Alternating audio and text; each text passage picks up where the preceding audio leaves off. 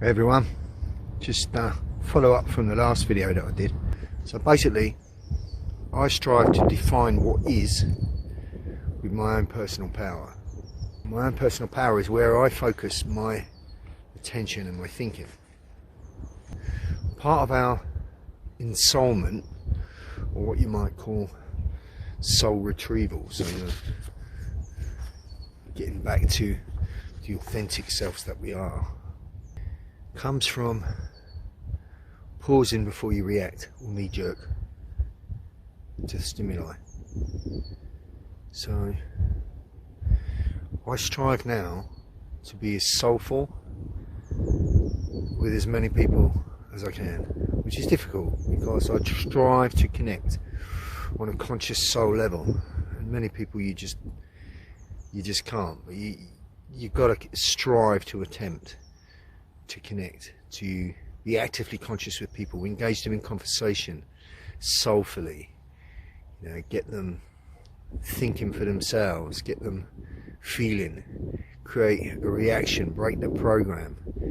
If you can create rapport with somebody through good communication and have a laugh, you're being soulful. That's as simple as that. It's nothing mystical about it, although it is quite magical. The key is to recognise things that trigger you. So things still trigger me, but things used to trigger me quite a lot more often than they do now. I would see one of the primary things that would trigger me would be listening to people talking about narratives, seeing people that are still walking around with a fucking muzzle on after 3 years, particularly seeing people put these muzzles on children so they're breathing in their own carbon dioxide. Even now, those things trigger me, but I'm striving not to let things trigger me. I'm striving to be non-reactive and just neutral to what I see, which is difficult if you put yourself around people. It will be extremely difficult, I would have thought, if you're in a working environment where people are just completely in the programming.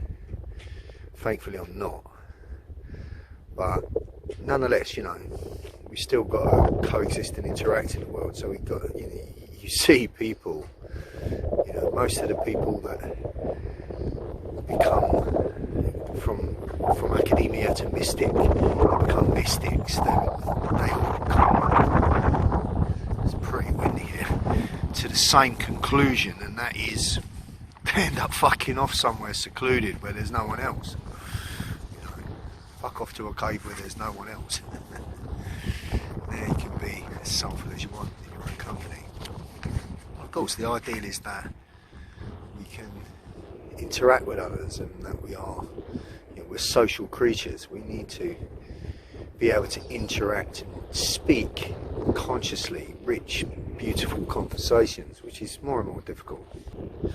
But understanding that certain things trigger you, and if you respond to those triggers, then you are far enough what you call active energy flares, if you like, that something else within this realm is feeding off. That outburst of energy that you might have to a knee-jerk response to something that pisses you off doesn't do you any good, for sure. And these triggers are set everywhere to make people respond, and I believe that that's for a reason. I believe that there's some kind of archonic energy on this planet that feeds off that.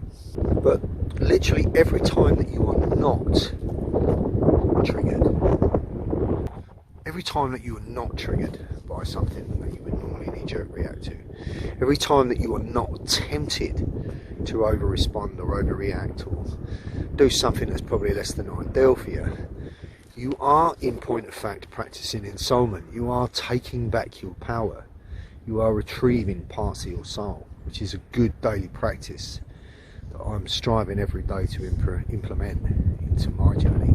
Being attentive and applying your own thinking to all that you do, from the mundane to the passionate, is placing you back in the driving seat of your authentic soul self, giving you back the control that's been taken, getting control to how you react to things, how you respond or not. Looking at things from a neutral point of view, where there's a stimuli that before there's any causality, there's a pause, and you can then choose how you respond. That's taking control back of you. Don't be controlled by others. You know, there's enough fucking brainwashing going on with the narratives and the telling lies to your vision, watching the TV, and the mind control that's been going on for so long. But not being controlled by how you respond by others, not knee-jerking, not reacting, is keeping you in the driving seat of your own co-creation of your experience. If you find yourself that you are easily reactive to stuff somebody says to you, or stimuli that you see, something you want to see on the TV, something you want to read, you know, don't read the fucking newspapers, don't look at the fucking TV, simple enough. But if you are finding yourself that you are constantly reactive to stimuli coming in, to the data that you're receiving, and you don't have that ability to pause and, you know, think it through for yourself with holistic thinking, you just knee-jerk respond, then you're being controlled. And that's a program that you're running, and it's a program that we've all run. And it all comes down to, you know, your internal dialogue, your external dialogue, and what you're listening to, what you're associating yourself with, what you know, rubbing shoulders with. What you do the most, you become. So, you know, make sure that the thoughts in your head are your own thoughts. What you place your attention on is your own attention, and it's not being, you know, manipulated or misdirected by other things, as it has been constantly. Like I say, we all run programs that have been unproductive just by habit. And once you stop and analyse that you're doing that kind of thing, you know, you realise that, you know, you have the power to change that by where you put your attention, by where you put your thinking. But once you do, the programs, like I said, they collapse. So to use an analogy, a film analogy, because everything's in film, and you've heard it said, you know, the Matrix is not a trilogy of films, it's a series of documentaries. The fourth one depicts, I don't know if you're familiar with it, depicts the Merovingian, the Frenchman, the aristocratic Frenchman who's, you know, part of the so-called global elite that manipulates everything and says what goes where inside of the Matrix. At one time he was rich and full of aristocracy and of worth, and his program become dissolved. And in the fourth film you see him where he's just like still ranting in French and cursing in French, but now he's like big beard, overgrown hair, shabby clothes. He's a dosser looking through the bins. You know, he's gone to that place where old programs, you know, still exist, but they don't have any power anymore. Well, that's what it's like when you lose how you respond to certain things. I've always been a bit of a lad, you know, so early in my life I was working in a building site environment. I went on a railway for years. I've always had a kind of a leadership role in a lot of jobs that I've done. You know, I've been a ganger of a workforce on building sites and on the railway and civil engineering and things like that. You know, head doorman for a long time in various venues that I've worked in. And there's banter. You banter to and fro, and you talk and you diss each other and you take the piss. You know, said something derogatory and took the piss. Like, you know, fucking hell, who's your mate? Well, I mean, I'm guilty of doing things like that, you know, and I look back at that and I think the me now would never have speak that way derogatory about people, because, you know, whether it's the intelligence scale, whether it's in the pecking order of social circles or whatever it is, it's not their fucking fault. You know, so much shit has been imposed upon us that has made us less than we can be, and that was the same for their parents, their grandparents, their great grandparents, and so on. So when you see, you know, somebody that you might, you know, knee-jerk and take the piss out of in previous times, and I'm going back some years now, then that was a program that you were running then, or that I was running then maybe. I wouldn't do it all the time, and I had enough piss taken out of me. It was just the way of things, you know. I wasn't malicious with it, but nonetheless it wasn't right. And if I look back on those things, you know, I would never do them, or I would never repeat them. You know, I might I've been a bit of a player in my time, you know, so in terms of, you know, seeing a fit girl or something like that, I might have made a sexual comment, if not outward to my mate, in my head. You know, I wouldn't do that anymore. I wouldn't disrespect the sacred feminine in that way anymore. I still find women very beautiful and very attractive in many, many ways. Of course I do. But you know, to me, my divine feminine is my wife, and you know, I would not speak that way derogatory anymore. But I realised, you know, as a youngster growing up, there were old programs that I was running that were influenced probably by outside influences. And that's the analogy of the Frenchman. You know, the analogy of the Frenchman now is in the Matrix is, you know, his programs collapsed and he doesn't serve any purpose anymore. So yeah, certain stimuli can come your way and you might have a thought to react the way that you may have done before, but the thought's under the spotlight and you now have a choice not to react that way. So those previous programs are not gone, they're there, they're dormant, but you choose a better way. In short, I now choose how I respond to whatever stimuli is put in front of me. And that includes bullshit narratives, that includes negative people, that includes people that are simply not adult anymore. They're just petulant children that persecute anyone that is awakened because they follow their leaders blindly and think they're right. And previously I might have reacted all the time to those things. And I choose not now. I choose to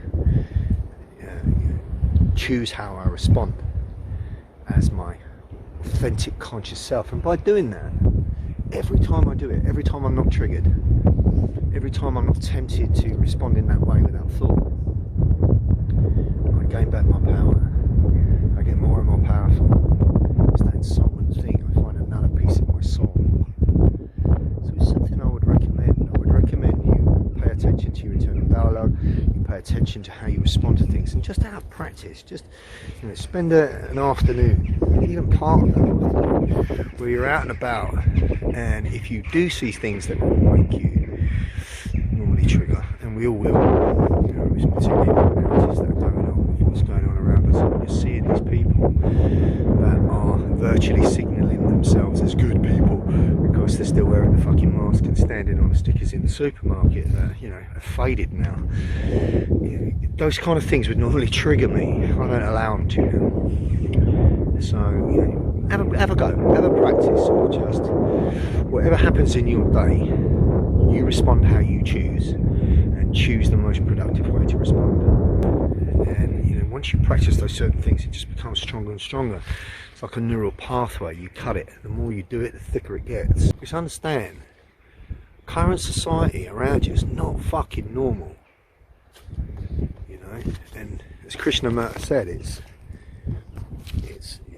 I can't remember the words exactly, but it was something along the lines of following a sick society as if it's the norm is a sign of insanity.